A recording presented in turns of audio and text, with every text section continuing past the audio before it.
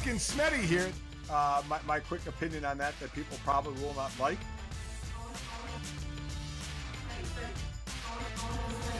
Welcome to yet another edition of Golic and Smetty. I'm Mike Golic Sr. She is Jess Smetana.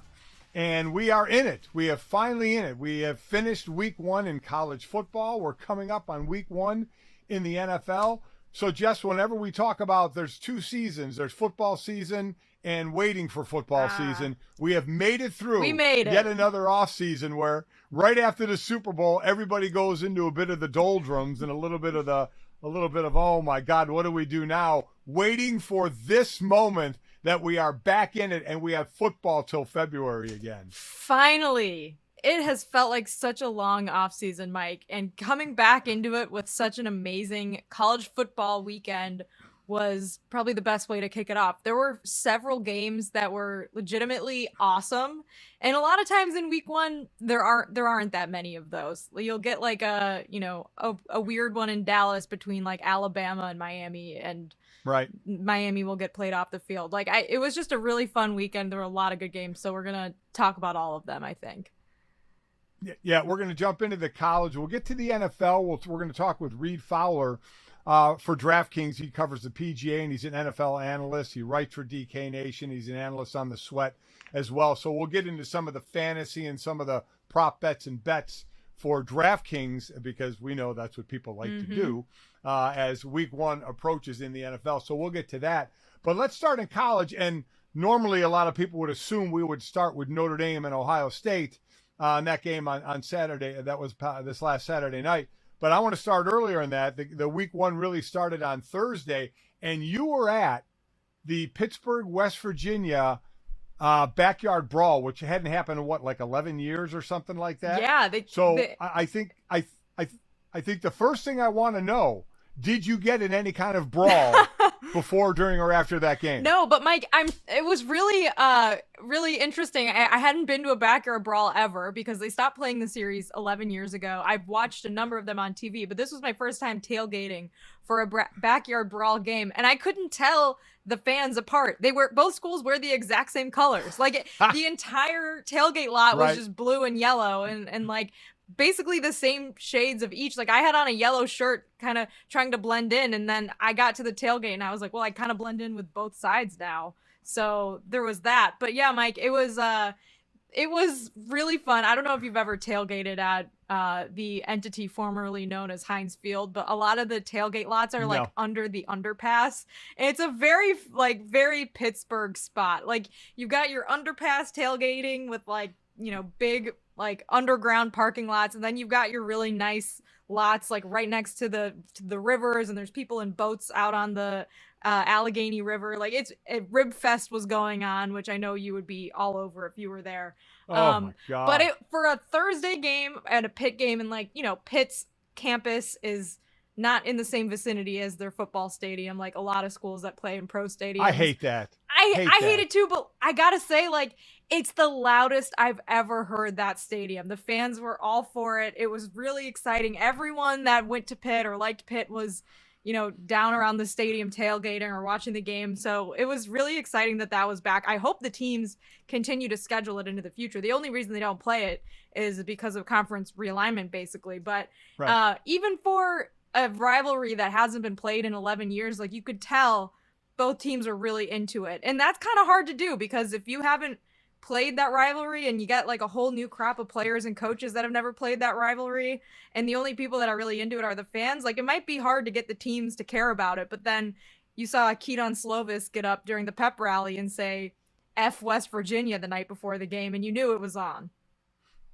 Yeah, I mean, listen, for these players, the last time this game was played, they were all like under 10 years old or right in that area. So there's not a whole lot of memories they're drawing from that. And let me ask you, because right when I finished playing, I went into the radio and calling games right away. So I still have not become a tailgater because I was usually working games. So I haven't done that. So let me ask you, in this where it's called the Backyard Brawl, and you said a lot of people looked like from the same school because of the colors, How is tailgating? Is there animosity amongst the fans there because you had the colors on that look like West Virginia? Could you drink with West Virginia fans? Are they that nice, or is there a reciprocating niceness there? Or do y'all just say, fuck y'all, we hate you and we don't want anything to do with you? Well, I can't speak for everyone, but we were at a mixed Pitt, West Virginia tailgate, and everyone did seem to be getting along. And I think partially, it was a Thursday, right? So, you get off work at,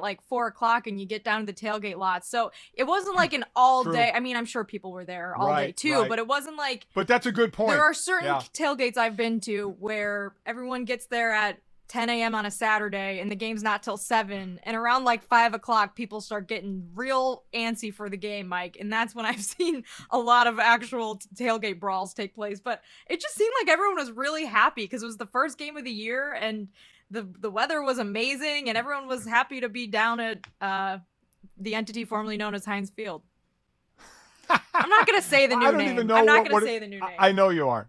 I didn't think you were. I don't imagine any self-respecting Pitt or Pittsburgh Steeler fan wants to say the name, which I'm sure the new people who are spending money for the name of it are really happy about. And apparently the guy who owns the company that bought the naming rights for Heinz Field is a big Steelers fan. So, yeah, it's a tough act to follow, though, the hometown condiment company. So true. I mean, I'll always refer to it as Heinz Field, so I'm with you there. So I'm glad you got to experience that. And by the way, Pittsburgh did win that game 38-31. And then, we got into truly week one of the top teams, and some of the top teams took care of business. Alabama shut out Utah State 55-zip at number 1, number 3, Georgia. That was one of those games you talked about. You have those every now and then. You get those games like you mentioned, Alabama, Miami. Well, there was a couple. There was Georgia, Oregon playing in the Chick-fil-A kickoff game or whatever in Atlanta, 49-3. Georgia just smoked Oregon. Oregon was never in that game. So it was one of those, okay, we like that matchup. It's two big boys facing one another, and it turned out not to be the game. But then the one everybody was circling was our alma mater. Again, for people that don't know, Jess is a 2016 graduate. I'm a 1985 graduate. So I'm old. She's not. And so it was number 2 against number 5. And all we heard, Jess, all week was Notre Dame shouldn't have been a preseason number 5. 17.5-point underdogs. They're going to get rolled in this game. And here was Notre Dame played exactly the way they needed to. Take the air out of the ball. I mean, they only ran 48 plays, but try and control the clock. Try and keep Ohio State off the field. They had the lead at halftime, had the lead into the third quarter. And then it was basically two drives, one of which all you could do is stand up and applaud Ohio State when they went 95 yards in 14 plays in 7 minutes. I mean, that's where one side of the ball has to step up, and it was Ohio State's offense and unfortunately not Notre Dame's defense. But Notre Dame ends up losing by 11, 21-10 in that one. And I know there are no moral victories, but I think a lot of Notre Dame fans were very fearful of a very ugly outcome in this game. Well, especially after the Georgia-Oregon game, because, you said, Oregon didn't even have a dog in that fight, and they had a similar point spread before the game. I think the last I saw, Ohio State and Notre Dame went down to 16. So Notre Dame did cover the spread.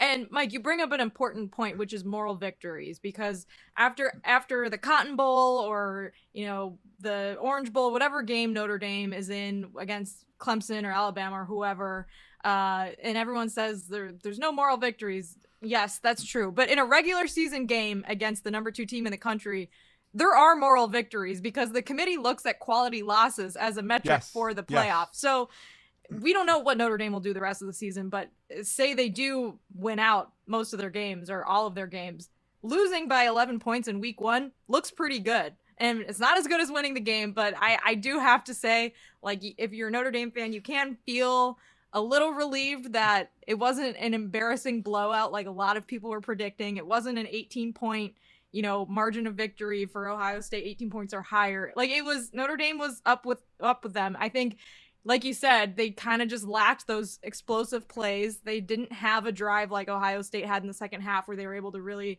attack with the football. But the defense played great. And I think, there's a lot to be excited about for the rest of the season. Well, listen, we know Ohio State is a great team and they'll get better because it was week 1. Both these teams will look different in 4 to 5 weeks and maybe really different in 10 weeks. Notre Dame has, I think, a lot more room to grow and get better because Ohio State is already a really good to great team without question. They are. And Jigba, their great wide receiver, gets hurt in this game, so he didn't play much. So hopefully he's going to be okay because if you're a Notre Dame fan, you want Ohio State obviously to run the table. Yeah. And that makes it a great loss because this is, and you're right, well, if you want to put it in the moral category, but it's in the realistic category, the reality category of the 13-person committee when they look back. So say Oregon runs the table and Notre Dame runs the table. Oregon got smoked 49-3. That's what the committee looks back on, where Notre Dame was leading a game and ended up losing by 11 to Ohio State. And Notre Dame obviously has, the North Carolinas, the BYU, then Clemson, which is another great defense, and USC as well. I'll say it right now. If Notre Dame runs the table, and I don't know if they will, but if they run the table, outside of there being 4 undefeated Power Fives, Notre Dame's going to be in. Yeah. Notre Dame will be in the Final Four if they run the table and there aren't 4 undefeated. It's because of as long as, again, those teams, Ohio State win, they could beat 3 conference champs. Ohio State in the Big Ten, USC in the Pac-12, at least for another year if USC does that, and Clemson in the ACC. So that's a strong resume. And I know I'm jumping ahead 11 weeks now, but that's what this game meant. If Notre Dame got blown out like Oregon did, you almost could basically write the season off. Yeah. So I think, Mike, we're both in good spirits. Was there anything that you are worried about going forward for the Notre Dame team? Well, early on in that one, the O-line looked a little shaky. Then I thought they really kind of came together. They still will get Jared Patterson back, the left guard who missed the game. He's got a foot injury, so hopefully they'll get him back. But I thought they came along well. They got to find, a big play wide receiver. Styles had a big catch right off the bat in the game. Mayer we knew they were going to go to him a bunch. They need to get that running game going well. So, but offensively, I think they did exactly what they need to do. Now, they could have hung on to the ball a little more and and extended some drives, which would have helped. That's what Ohio State did. Defensively, I thought that the secondary played extremely well. For this offense that was supposed to be, people are tabbing it the greatest offense of all time, and it's a hell of an offense, but let's relax on greatest of all time. But it's a really good offense, and I thought the secondary played well for Notre Dame. The issue up front for me was when we had a lot of one-on-one pass rushes and we weren't winning them. We need 100%. To win them. There were a handful of times where I was like, Foskey was like this close to getting Stroud and couldn't get them. And you need to get a couple of those in those games. You do. And he was up against, considered one of the best tackles in the country this year for Ohio State. But we got to win our one-on-one battles. Everybody's looking at that on the 1 touchdown pass. We ran the 2 safety blitz. Right. I don't mind the call. It was just executed poorly. They started the blitz way too late. I mean, they didn't even need to be blocked because they didn't reach the quarterback in time to get the quarterback out of rhythm. So that just needed to be executed better. I didn't mind the call. It leaves your other DBs out on an island a bit, and we paid the price there. Right. But it just needs to be executed a little better. Right. It is funny because I think a lot of Notre Dame fans are, not as happy with the lack of like aggressive offensive play calling in the second half, but then also don't like the aggressive defensive play calling. And so it's a funny catch-22. Like, you want to play it safe, but you can't always play it safe on both sides if you want to win against a team that is better than you, which Ohio State is. They're the better team, but Notre Dame, you can beat the better team in college football. Yep. It happens all the time, and Notre Dame certainly hung in there with them. You can. I know Tommy Rees was catching a little flack, but I have no problem with that game plan against Ohio State. Listen, they're not going to play another team like Ohio State. Now, they're going to play a better defense when they play Clemson. That Clemson defense is for real. That D-line, our O-line, is going to get a hell of a test. Luckily, it's later in the season as our O-line can get even better than where they are right now.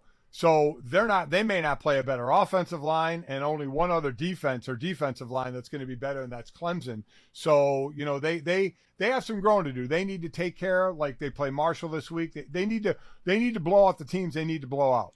They need to win those kind of games and get into their rhythm. So we'll see where that goes. So Notre Dame loses that game.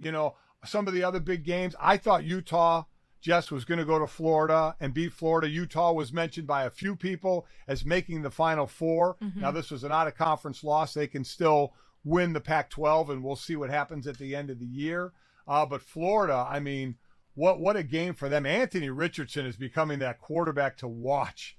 You know, he didn't throw for a ton, but he ran for 106 yards and 3 touchdowns. The one play, was it the 2-point conversion or the touchdown? I forgot which one. Well, I think it was a 2-pointer. The way he rolled out and faked a pass, and I mean, he is like must-see TV. The fake jump pass. Yeah, it was awesome. That was fun to watch. And Mike, the antithesis of that was Iowa scoring 7 points against South Dakota State. Not a touchdown, but 2 safeties and a field goal. As a defensive guy, you have to love that, right? Oh my God! And listen, absolutely. And I remember I covered the Iowa Penn State game last year for Learfield, and they were undefeated and highly ranked. And I went into that game saying Iowa just doesn't have the offensive firepower, and they certainly don't again this year. You know, they're a mauling type of a team that plays really good defense. But yeah, that's 7 the hard way. I mean, or the fun way. And 2 safeties. Yeah.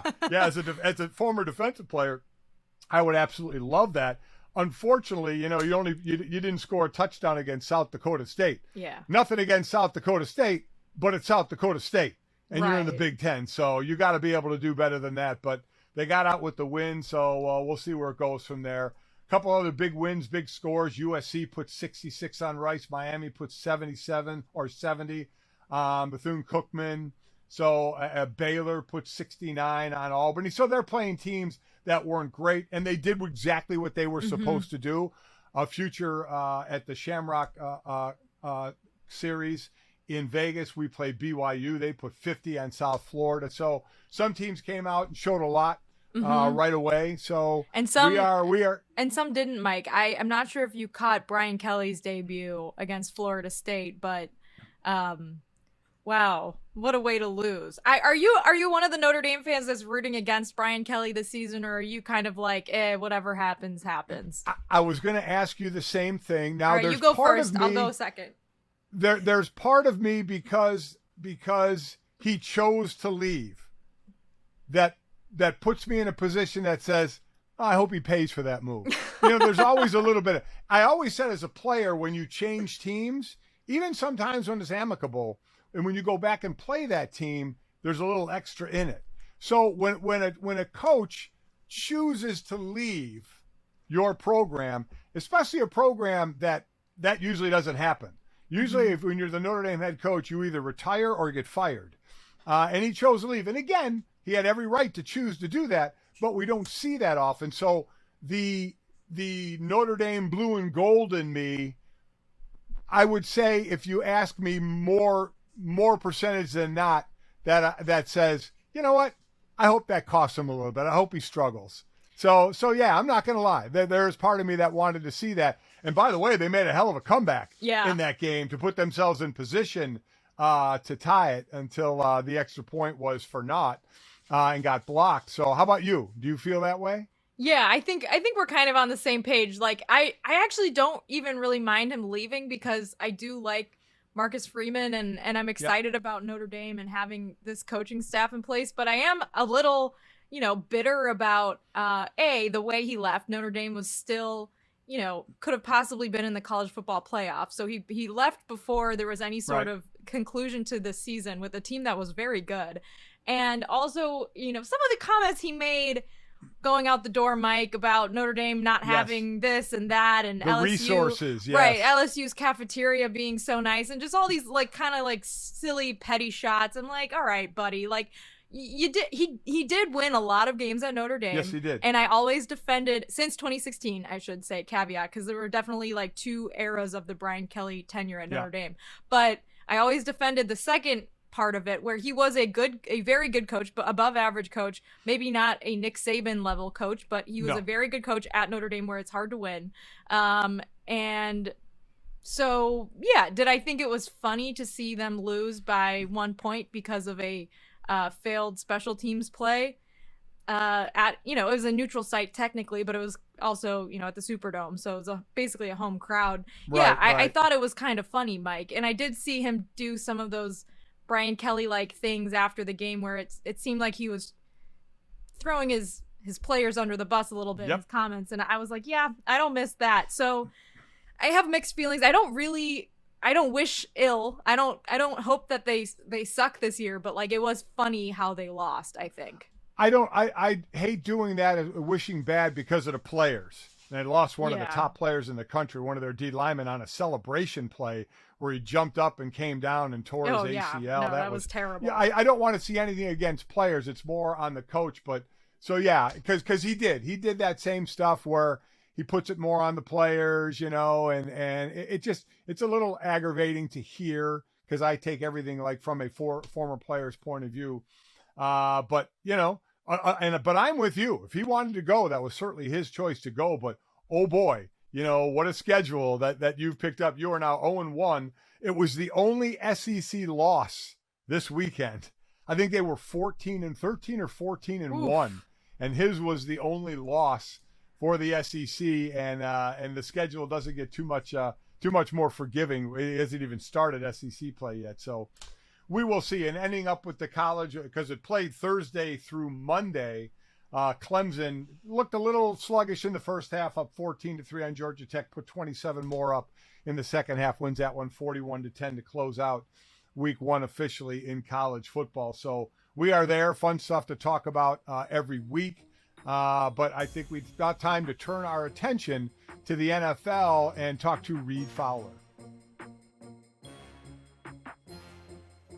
All right, so Reid, as we get close to week one in the NFL, we've gone over analyzing teams, and we'll give our predictions on division winners and Super Bowl and all that, and all the fantasy leagues are drafting and all that fun stuff as well. But what I want to hone in on with you and your expertise is what do you particularly look for and veer to with DraftKings as far as wagers each week? And what are you looking for in games? Yeah, Mike, I think it's a really good question, right? I think week one is the best edge that you can have, especially in the NFL. By week 7 or 8, I'm sure you guys know this too, right? We know who the defenses are. We know the offenses pretty well. Like, we can get some surprises late, especially with players. We know someone like, Amon-Ra St. Brown towards the end, right, of the season last year. He really came on the scene. So we can get outbreaks with players, right? We can get those guys who can burst out on the scene with players. But with bets, it's a little bit harder towards the end of the season because most of the sports books are pretty mature in their lines. So when you take a look at what you want, especially for week one, you want to see where the sentiment is going, both positive and negative. I'll give you one, for instance, the Washington Commanders and the Jacksonville Jaguars. Both of those teams are going in opposite directions in terms of sentiment. Everybody's on the Jaguars. Everyone thinks Doug Peterson's going to come in and is absolutely going to change that entire scene, which is true. I mean, you can easily change the scene from Urban Meyer, right? Because that was the absolute bottom. So you can only go up from Urban. Sorry, Herb, but that's the facts. But when you take a look at Washington, they definitely upgraded at quarterback, right? With Carson Wentz. Say what you want about Wentz and him as a quarterback, against the rest of the 31 starters. But for this specific team, he's an upgrade from Taylor Heineke. And we know this defense plays well against bad teams. They struggle against good teams, but they play well against bad teams. I'm not sold yet on Jacksonville's defense because their key players are rookies. So when you have that and you have a line like 3 points that has now basically been bet on the Jacksonville side throughout the summer over the last month or so, I look at that, but week to week, you want to make sure that you're following that sentiment and then get your bets in early, right? You don't want to wait until Saturday night or Sunday morning because those lines already are pretty mature where you're not necessarily going to get an edge. Okay, before we keep going, we need to ask you if you had Ohio State minus 17 this weekend. I did not. All right. I did not have Ohio State. Then we respect your opinion here. Mike, you can continue. Well played, Jess. Well played. Well, unfortunately, that's oh boy, what a topic that is. How about like individual, either player props, TD scores earlier in the season? I mean, it's tough to kind of go out on a limb earlier in the season, but are there players maybe you take a chance on? Yeah, absolutely. Right. Because this is where you're getting the most bang for your buck. It's preseason, right? It's before we see, everyone wants to see information. I think as analytical people, or just people they want their players, their bets to pass the eye test first. The problem with that, though, is that you're not going to get true value, closing line value, because the numbers are already going to be skewed towards, well, Jamar Chase is really good, right? He's a prime example last year. Everyone thought this guy couldn't catch a ball, but he profiled as one of the best wide receivers to come out of college for a while. And because of that, all of his numbers went down, right? They went south. His touchdown, his rookie of every single future bet on Jamar Chase went down. But if you had conviction on him, you played out pretty well. The same thing goes with right now, right? And these rookie wide receivers, a lot of them are pro ready. We know Ohio State. We know a lot of these teams, right? A lot of these colleges have pro style offenses. And so a guy like Chris Olave, if God forbid, if something happens to Michael Thomas and that receiving core, who is that next guy up, right? So that's the stuff you want to take a look at is, again, before the public gets on a player, especially the media, especially all of us talking about certain players, you want to get those guys first. So is it too late for the Dolphins then? Because they are a team that I think has been hyped up a lot because they've added Tyreek Hill. And so maybe they're overvalued and there's not too much you can really expect after, while having a first-year head coach in Mike McDaniels. Yeah, I think you're right, Jess. I think with Miami, what's always going to be a struggle is there's the big bad wolf. It's Bill Belichick. And it's also the Bills. We know they're the shortest odds to win it all at plus 550 on the DK Sportsbook. So we know there's two big teams, but it's also Bill Belichick, right? Is with the Dolphins, I like to take bets as opposed to their futures to win, to make the playoffs and so on and so forth, but to where they finish in the division. I still think they're better than the Jets. Sorry, Jet fans, for watching. But Joe Flacco isn't necessarily the answer. I'm sorry. But yeah, I'd rather look at them finishing third in the division, maybe even second, right? If the Patriots regress with McDaniels leaving, maybe.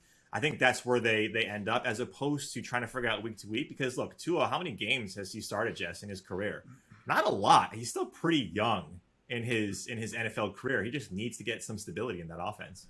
So hold on, Mike. Speaking of finishing in a place in the division, Mike and I have a side bet for the season on AFC North, on the Steelers, if they'll finish last. Mike thinks they'll finish last in the AFC North. I said I would bet they'll finish anywhere but last. What side of that bet are you taking? Boy. Yeah, I mean, like, if you take a look at that division, yeah, I mean, the Browns are probably going to finish last. Thank you. Right? That's all I needed to hear. That's another team, Mike. I'm going to with Jess, and I think that's... Sorry, Mike. I know before we were recording, I know we have a little bit of a connection here, but I got to side with Jess on the show. That's okay. Listen, the DK Sportsbook has it the other way, so I'm going to go with that. They have, as far as division, they have the Ravens are the favorite at plus 140, which is interesting that the Bengals are at plus 170. The win total, the Bengals actually have half a win more than the Ravens, yet the Ravens are favored to win the division. And then the Browns are at plus 380, and then your Steelers, Jess, at plus 1,000. So they are picked to finish way last, which I think they will in that division. So I am sticking with that. And you mentioned Buffalo, best odds at plus 550 for the Super Bowl, and you mentioned the Jets, one of the worst odds at what is it, plus 13,000 on that one. As far as, again, individuals, so with a team like Miami, so much talk about Tua, their quarterback, and this is his year. He's got to show.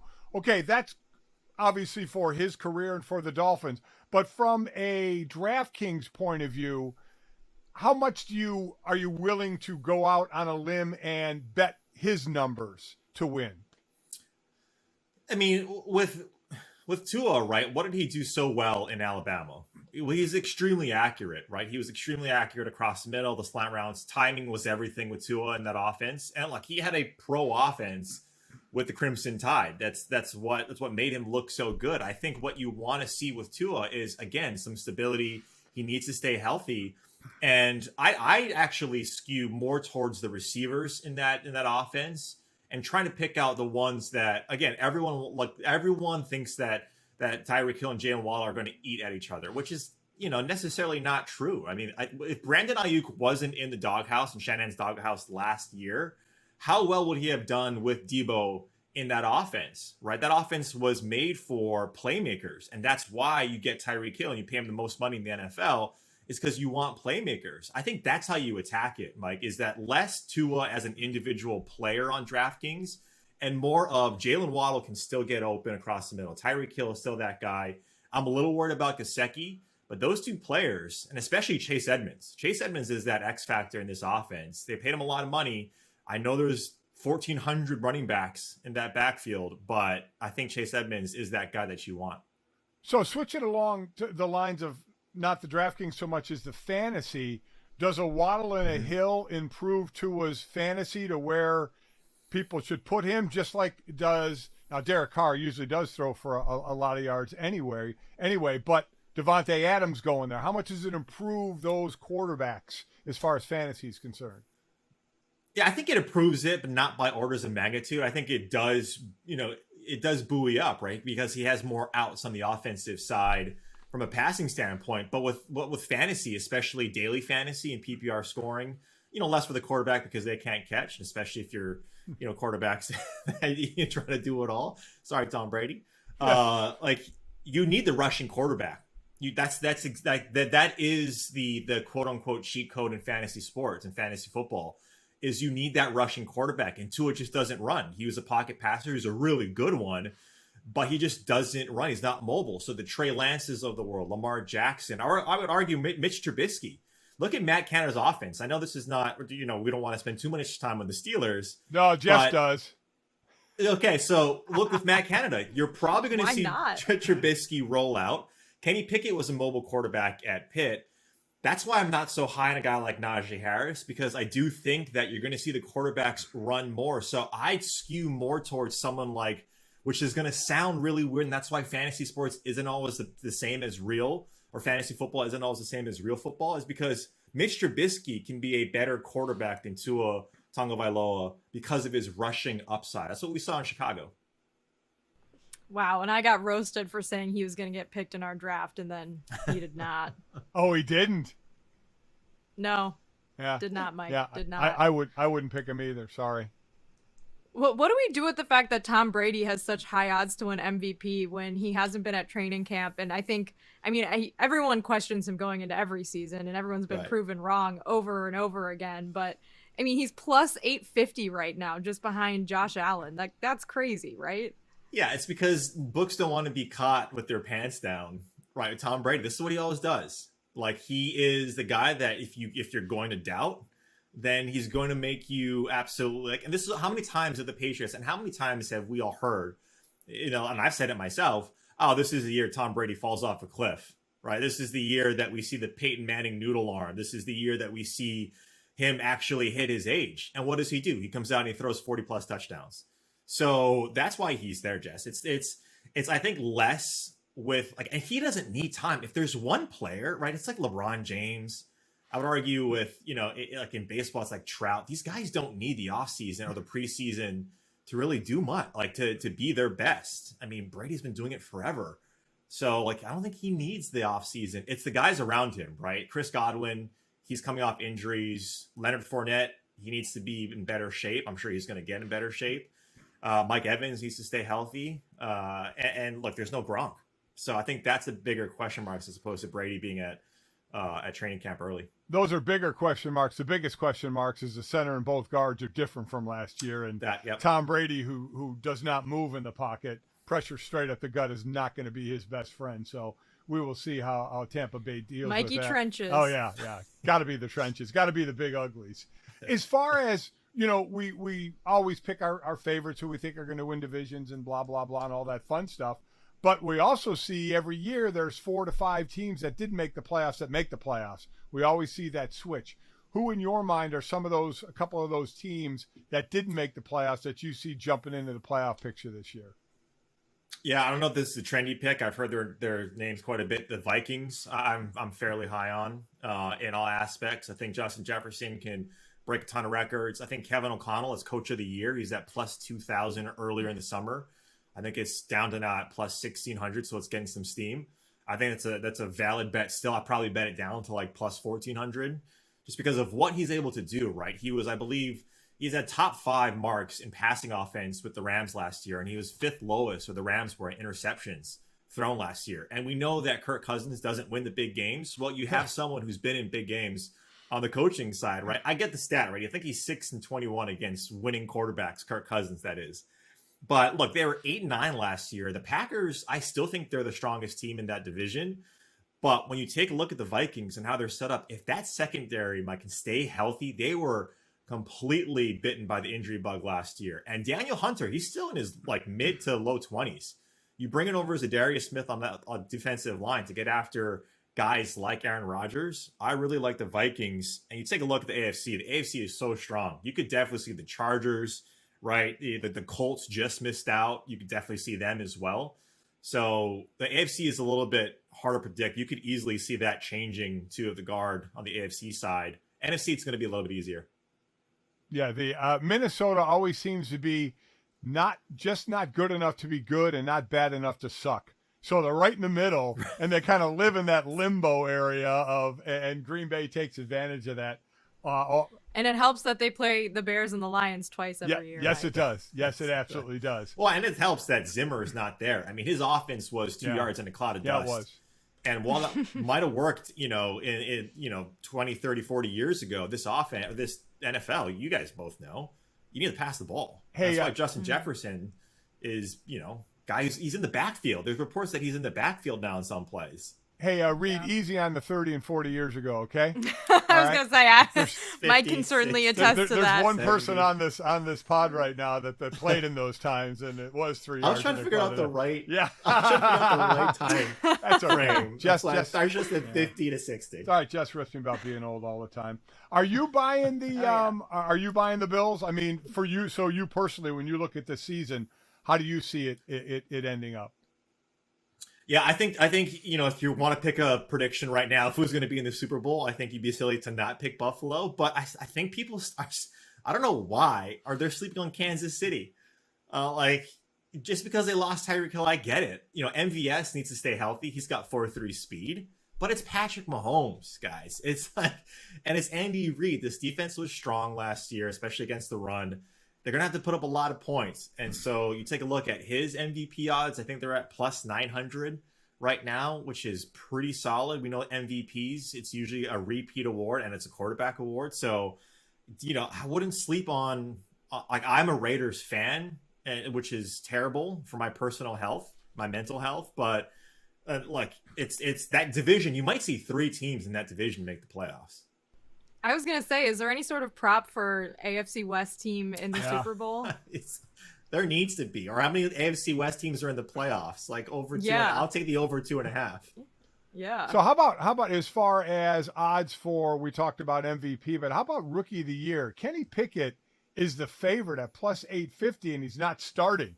So we don't even know when he's, I think he'll get on the field, but we don't know when he's getting on the field. So are you buying that one? Or are you going somewhere else offensively? And then where are you going defensively, where it seems Aiden Hutchinson is the crowd favorite there? Yeah. So I'm leaning a little bit different because you're right. If Kenny Pickett doesn't play, you can't win. Very difficult to win for Rookie of the Year if you don't play.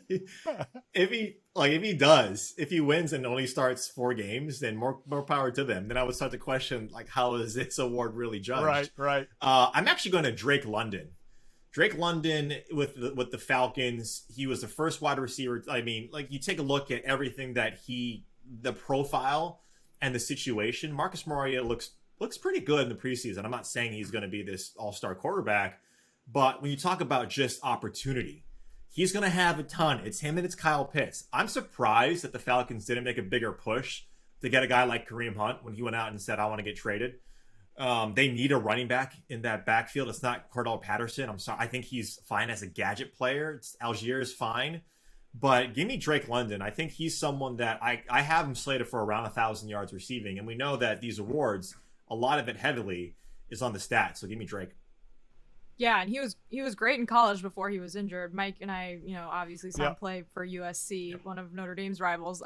Before we let you go, Reid, wanted to ask, do you have a sleeper Super Bowl pick for us to make us seem really smart for all of our friends?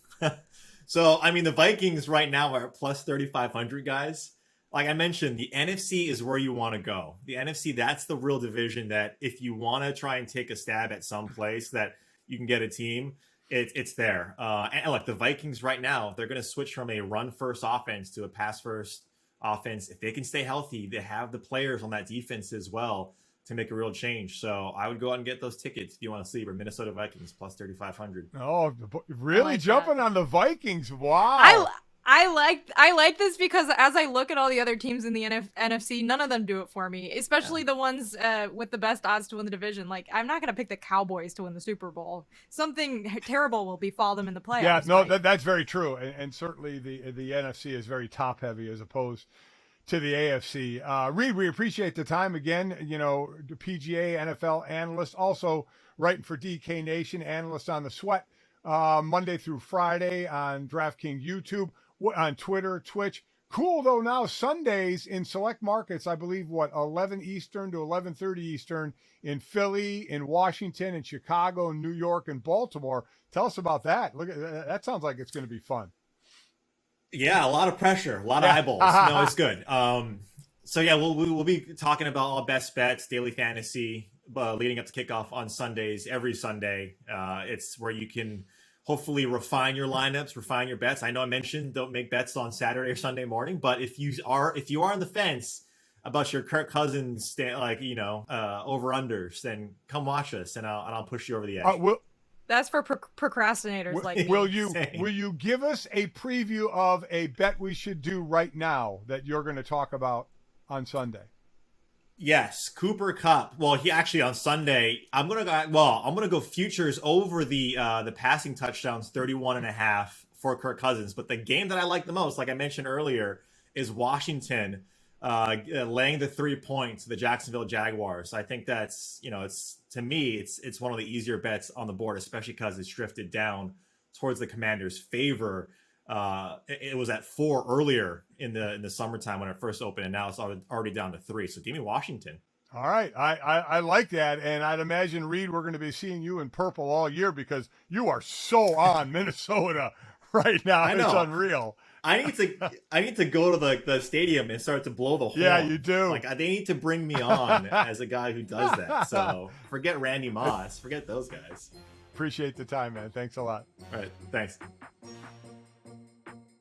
All right, so that was fun having Reid on, looking at, like I said, as a former player, I get to analyze who we think's going to win and lose. Reid, I love, takes the fantasy side, the prop bets, the player bet side, because it's so, like fantasy, the DraftKings of the world, it's all just exploded now, and people are looking at ways, to bet on that. So as we get ready for week one, and I think even though we get preseason games just in week one, like college football, week one can be such a crapshoot. Oh, 100%. Are there any games that you're specifically looking out for this weekend that you're excited to watch? Well, along your lines of you being a Pittsburgh Steelers fan, the fact that Mitch Trubisky is finally named the starter. I just love that Mike Tomlin wasn't naming it till he wanted to. And you're going to Cincinnati, a team that was, represented the AFC in the Super Bowl last year. Yeah. Hell of a team. This is one of those games because I think Pittsburgh's going to be the worst team in the division, and Cincinnati is going to be the best team in the division. I know DraftKings, the sportsbook, they actually have the Ravens as the favorite there. I think it's Cincinnati, but I do think Pittsburgh is the lower team in this. But it's week one, Jess, a division game right out of the gate at Cincinnati. Boy, for Mitch to stand on his head early, and he's playing for another team. We know that because Kenny Pickett's going to eventually be the guy here. So he's playing for a new contract, probably with another team. Boy, if he could really open up a can early on Cincinnati to pull off a division win on the road would be incredible. That is true. I'm excited for this Monday night game, Mike, which is Denver at Seattle. I'm bummed we have to wait until Monday to watch it, but Russell Wilson's first game with the Broncos is going to be back in Seattle at his old stadium, and I think that'll be kind of fun to watch. So while that certainly is a kind of a wow moment, I don't expect that to be a wow game, though. No. Seattle is in rebuild mode, and Denver, is in the toughest division, at least on paper right now, the AFC West. So while there's how intriguing it will be for Russell Wilson to go in the visitors' locker room and come out in a different color than Seattle, I think it may end after the first. Which half, is quite fine honestly. because it'll be past my bedtime on Monday There you night. go. So I'll There you just go. at 10:30 call it quits. I love when the late games end by halftime, Mike. I'm with you. I think, as we talked with Reid about, there's always those teams that, and it happens every year, where they didn't make the playoffs the next year, and then 4 or 5 make the playoffs, and 4 or 5 who don't. And he mentioned, the one that he mentioned that I'm really keeping an eye on, because I don't think it's a very strong division, and that's the AFC South. I think the Colts are primed to win that division. I think Matt Ryan coming in is a monster upgrade from Carson Wentz. Friend of Golic and Smetty. That's exactly right. It's exactly right. You have one of the best O-lines. You have a hell of a running back. I like the defense. I think the Colts, as we look at that, maybe one of the surprise teams that weren't in the playoffs, and they were, right there, losing that freaking game to Jacksonville at the end of the year last year. But I think that's a team that could make a little bit of noise. I'm with you. I'm excited. I'm excited for that too. I'm excited that I re-upped my Sunday ticket, so I'm not stuck watching the Jets and the Giants here because I'm in New York right now. So that's another thing that makes me excited for a football season. Well, I had to because I'm going to be traveling I'll be on the road every Sunday doing games for Westwood One. Whatever the Sunday night game is, that's the game that I'm doing. So whatever the NBC game is, I'll be doing radio for Westwood One. This week it's Tampa at Dallas. So I got to have that as I'm sitting in the hotel room all day. I got to have that red zone because the hotel TVs don't have it. No. So I got to take my iPad and have that red zone to be able to watch all the games. And you get Tom Brady on your first game back of the season. Tom Brady, you get to see a couple of former Notre Damers, a couple guys I've gotten to know, and Kyle Rudolph, who's now with Tampa Bay, Zach Martin, who's still obviously with the Dallas Cowboys. So it's always nice to run into some people, So looking forward to that, getting on the road and seeing coaches and players again. That's always exciting. So week 1 in the NFL, just about ready to get going. So we look forward to that. A couple other things quickly. While NFL is getting ready to get going, the U.S. Open is ready to go in the books in a few days. As we tape this, we still have a few more rounds to go. It was the quarterfinals, I think. But we saw a couple of things. We saw Serena Williams lose last Friday, and she just lost to a better player. You could just see that one coming. And I thought she did the post interview real well. I thought her opponent was phenomenal in the post game interview about how she talked about Serena, but it was just weird. I said to Chris as I was watching that, I think it's 5-1 in the third set, 5-1 or 5-2. She's going to lose, right? And I was asking her, I'm wondering, because she said basically this was going to be it. Now we'll see because she played really well. But unlike most of us, like I've always said, I was the norm. The league retired me. You're basically told when you're done. I didn't expect to be done, finished playing in 1993, but when nobody calls, you're retired. Right. So I didn't have a say in it. Serena does. Serena, it was hinting that this was going to be it. So I wonder, as that game was going on and she was going to lose, if you're still such a pro that you're so focused on the task at hand, or if memories are already starting to seep in, like if she's sitting there waiting for a serve thinking when she was 10 years old, on the court with her dad and how it all started. You just wonder what seeps into your mind at that point. Yeah, and all her family was there and her daughter. Like, I can't imagine being able to block all of that out, especially with all the eyeballs on you. Like, even after she won her first match, Mike, ESPN replayed the tribute video that they had for her because I don't think anyone expected her to play again that second night. So yeah, like it's very bizarre, I think, to end a career on that note, like not knowing when it's going to end, not knowing if it's going to end in a win or a loss, and just having to kind of roll with it the way that she did. But like you said, everything that happened after the match, I think, was handled the right way, and so it was just very bittersweet. And a guy that was running through the majors in Nadal, Tiafoe beats him, so he takes out, and Medvedev already lost. He was the number 1 seed. I think Nadal was 2, was he not? So it's Kyrgios who is kind of running the show now. He's kind of the favorite now, I think, to win after beating Medvedev, I believe. You correct me if I'm wrong on that. Well, Mike, so I'm not like a huge tennis person. I don't know a lot. I watched, the Williams sisters, of course, growing up. They were kind of the only tennis players I really paid attention to. But now that I'm big into pickleball, like I think I'm really picking up some skills and some lessons from these players. So I've been paying attention to the U.S. Open a lot more. Oh, I definitely have, without a doubt. And I mean, we have careers ending in Serena and Nadal. He's probably got a few years left, but we have just incredible careers that we're starting right now. Yes, right? exactly. In yes. pickleball. Now, Chris and my wife and I are starting it a little older than you are. It seems like this game was for my age group more than your age group. So I'm kind of That's what people interested. are telling me. Yeah. Why don't you go out and play tennis? I don't want to play supposed to be tennis. doing. I don't want to run around that much. I don't want to have to do like the overhead serving. I like pickleball. It's like ping pong, but like, real life size ping pong. I like it better. I'm not going to go play tennis. Don't tell me what to do. So, okay, I won't. Jeez, now I sound like I'm your dad, right? That's something you'd say to your dad. Don't tell me what to do. Back off. So you've played pickleball a couple of times. Chris and I have not. As the taping of we're doing this, Chris and I are getting ready to go do it for the first time. So next week we can have a little bit of pickle banter. You guys exactly. practice up when I come to South Bend. Maybe we'll play against each other. But Mike, don't hurt yourself, because I read an article in the New York Times that people are tripping and falling and hurting themselves. But I mean, you're a real athlete, so I think you'll be fine. But just be careful. People have this thought process because I played professional sports that I have this incredible competitive spirit. And let me just say, when I retired from the NFL at 32, I have no more competitive spirit. I don't give a shit. I'm not trying to beat anybody. I just spent from my years of 8 years old to 32 being competitive in a bunch of different sports, and then ended up in football. I don't need it anymore. I don't need to be a weekend warrior. More power to anybody that wants to go in all those leagues and do your things. Ain't me.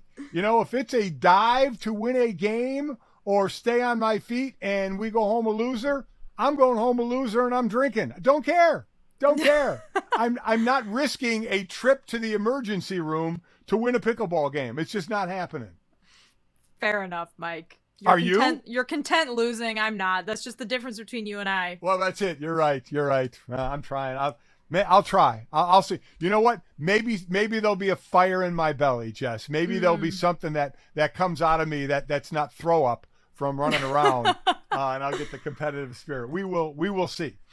We will see. Well, before we log off for the day, Mike, you watched the Dutch Grand Prix. Yep. You saw the controversy at the end with the two safety cars. Did you have anything in mind in terms of Red Bull conspiracy theories, watching the AlphaTauri retire and Lewis Hamilton lose a shot at winning Max Verstappen's home race? So I probably don't know enough of the inner workings to be able to comment on a conspiracy theory. Mm-hmm. Listen, and I love a good conspiracy theory. I like wearing the tin cap like anybody else does.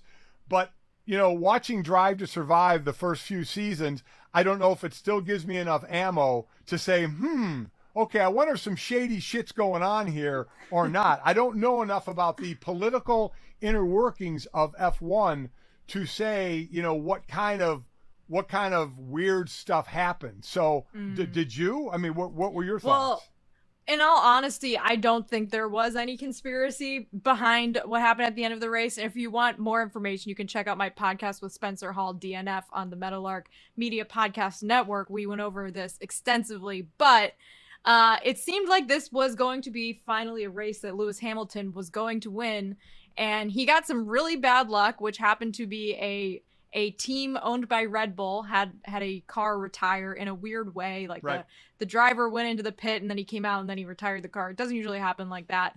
I don't really think there was anything to it. I know that some fans have taken it, too far, which fans tend to do. Don't do that. Don't send mean messages to Formula One drivers if you're a Formula One fan. But it was a very exciting finish regardless, even though, Mike, once again, Max Verstappen won the race, won his home race. He's like 109 points ahead of Charles Leclerc in the championship.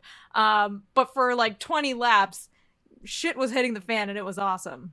Yeah, but it was wild. And for those that don't know, it was Yuki Tsunoda, right? That's who retired from the race, I think on lap 46 And what it did, it triggered a virtual safety car and allowed Max Verstappen to pit in a smaller time that he would lose under regular racing conditions. Put on fresh tires. Right. It looked like it was going to be a battle with Lewis Hamilton, and it turned out to not be because of that situation. So, again, I don't know enough where I can go, foul, that was wrong.